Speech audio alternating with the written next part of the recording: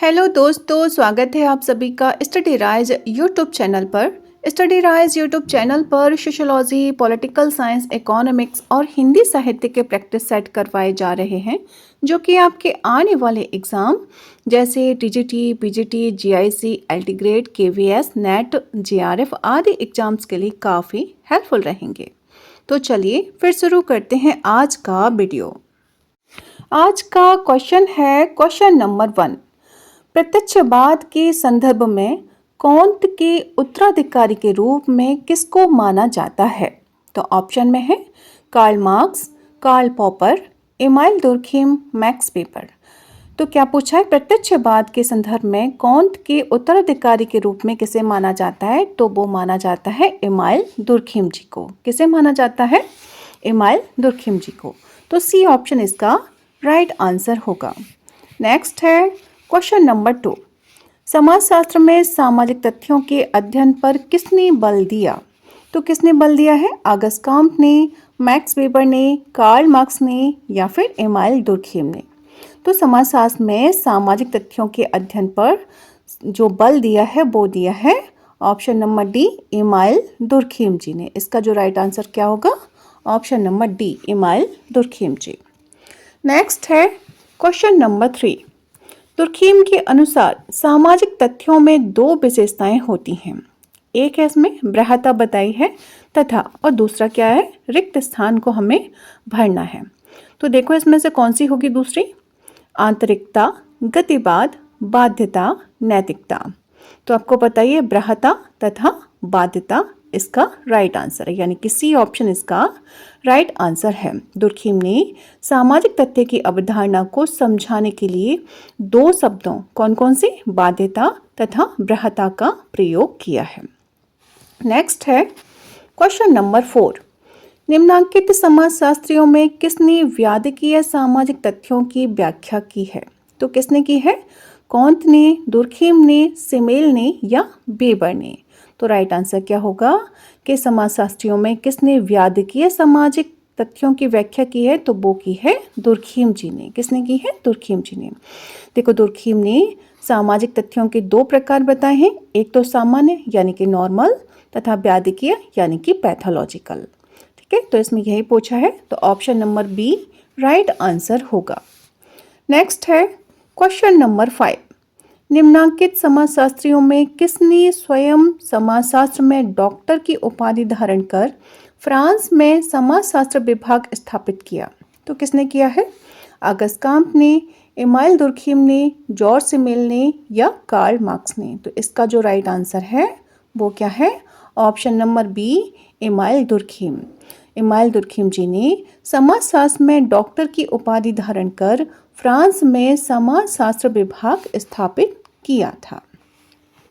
Next है question number 6। यांत्रिक समैक्य का सिद्धांत किसने प्रतिपादित किया है? तो यांत्रिक समैक्य का सिद्धांत किसका है? मार्क्स का है, वेबर का है, दुर्खिम का है या कौंत का है? तो राइट आंसर क्या होगा? ऑप्शन नंबर सी यानी कि दुर्खिम जी। दुर्खिम जी ने यांत्रिक समैक्य का सिद्धांत प्रस्तुत किया है। नेक्स्ट है क्वेश्चन नंबर 7।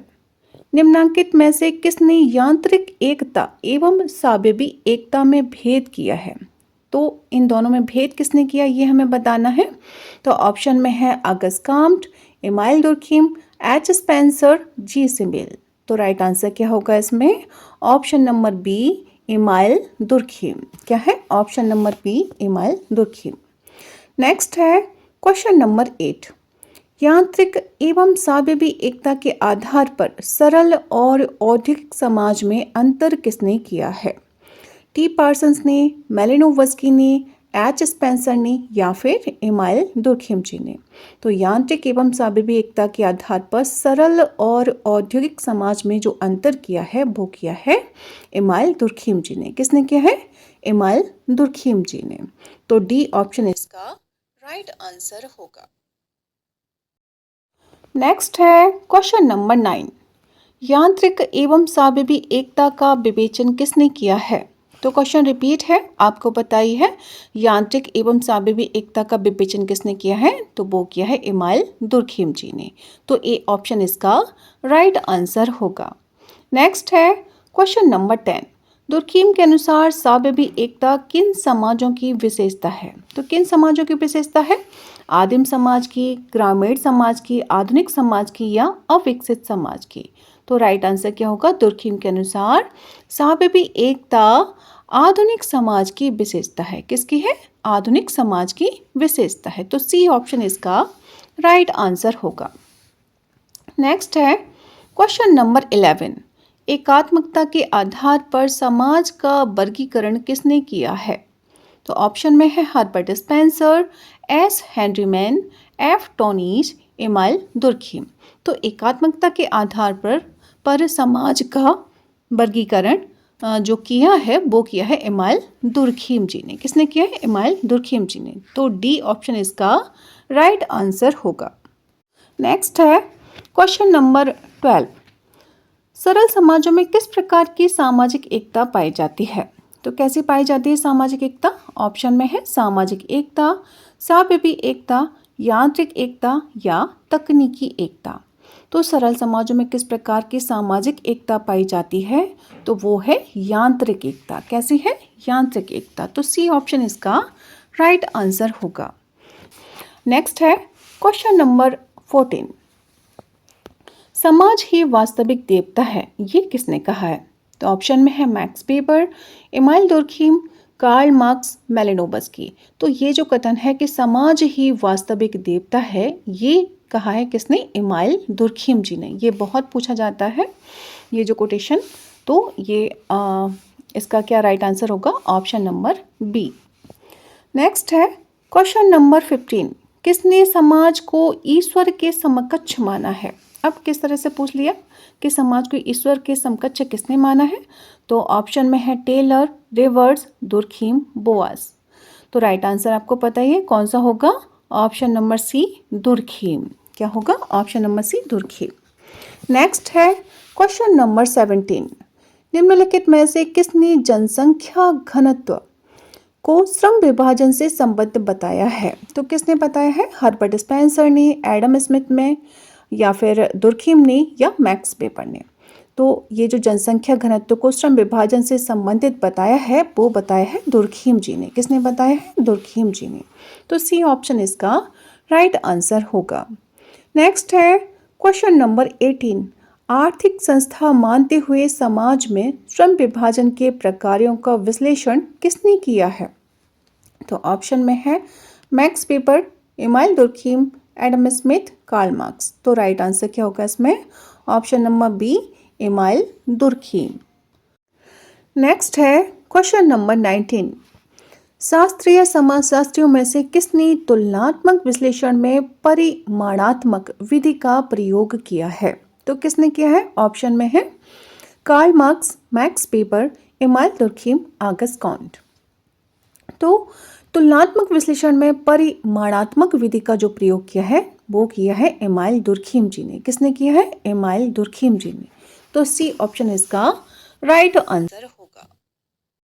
नेक्स्ट है क्वेश्चन नंबर 20। सामूहिक प्रतिनिधान की अवधारणा किसने प्रस्तुत की है? तो किसने प्रस्तुत की है? ऑप्शन में है कूले ने, फ्राइड ने, मीड ने, दुर्खीम ने। तो सामूहिक प्रतिनिधान की जो अवधारणा दी है वो दी है दुर्खीम जी ने। किसने दी है? दुर्खीम जी ने। तो डी ऑप्शन इसका राइट आंसर होगा। नेक्स्ट है क्वेश्चन नंबर 21। निम्नलिखित में से कौन सामूहिक प्रतिनिधान के अध्ययन से संबंधित है? तो क्वेश्चन रिपीट है, आपको पता है इसका आंसर क्या होगा? तो कौन सा होगा? Option number B, Durkheim. Next है क्वेश्चन नंबर 22। सामाजिकरण के सामूहिक प्रतिनिधित्व के सिद्धांत को किसने प्रतिपादित किया है? तो ये भी क्वेश्चन रिपीट हो गया है, तो आपको पता है क्या है right answer? Option number A, Emile Durkheim ji ने। नेक्स्ट है क्वेश्चन नंबर 23। किस विद्वान को समाज शास्त्र में प्रकारवादी परिप्रेक्ष्य की शुरुआत करने का श्रेय दिया जाता है? तो किसको दिया जाता है? इमाइल दुर्खीम को, हर्बर्ट स्पेंसर को, आर के मर्टन को या फिर रैडक्लिफ ब्राउन को?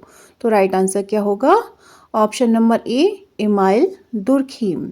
क्या होगा? Option number A Emile Durkheim. प्रकार्यवादी परिप्रेक्ष्य की शुरुआत करने का जो श्रेय दिया जाता है वो दिया जाता है इमाइल दुर्खिम जी को। नेक्स्ट है क्वेश्चन नंबर 24। किसने लिखा कि समाज स्वतः स्फूर्त है? तो किसने लिखा है?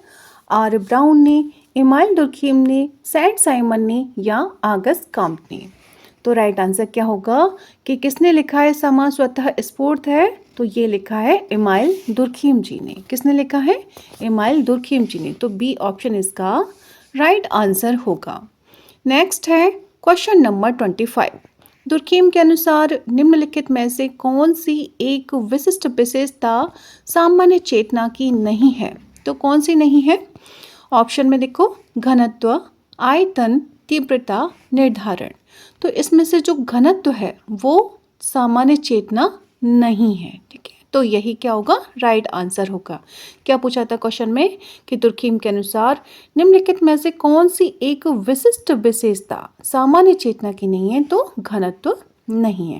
देखो, दुर्खिम के अनुसार आयतन, तीव्रता तथा निर्धारण सामान्य चेतना की विशिष्ट विशेषता है, जबकि घनत्व सामूहिक चेतना की विशिष्ट विशेषता है। तो ए ऑप्शन इसका राइट आंसर होगा। नेक्स्ट है क्वेश्चन नंबर 26। दुर्खिम ने किस जनजाति का विस्तृत अध्ययन कर टोटमवाद की अवधारणा को विकसित किया है? तो कौन सी है जनजाति? अरुंटा, भील, हो या खासी? तो दुर्खिम ने किस जनजाति का विस्तृत अध्ययन किया और टोटमवाद की अवधारणा को उन्होंने बताया, विकसित किया उसको? तो वो है अरुंटा जनजाति। कौन सी है? अरुंटा जनजाति। तो ए ऑप्शन इसका राइट आंसर होगा। दुर्खिम ने ऑस्ट्रेलिया की अरुंटा जनजाति का विस्तृत अध्ययन कर टोटमवाद की अवधारणा को विकसित किया। नेक्स्ट है क्वेश्चन नंबर 27। निम्नलिखित में से किसने ऑस्ट्रेलिया की अरुंटा जनजाति का अध्ययन किया? तो क्वेश्चन रिपीट है, तो आपको बताइए किसने किया है अध्ययन? इमाइल दुर्खिम जी ने। किसने किया है? इमाइल दुर्खिम जी ने। तो सी ऑप्शन इसका राइट आंसर होगा। तो फ्रेंड्स, आज के लिए बस इतना ही।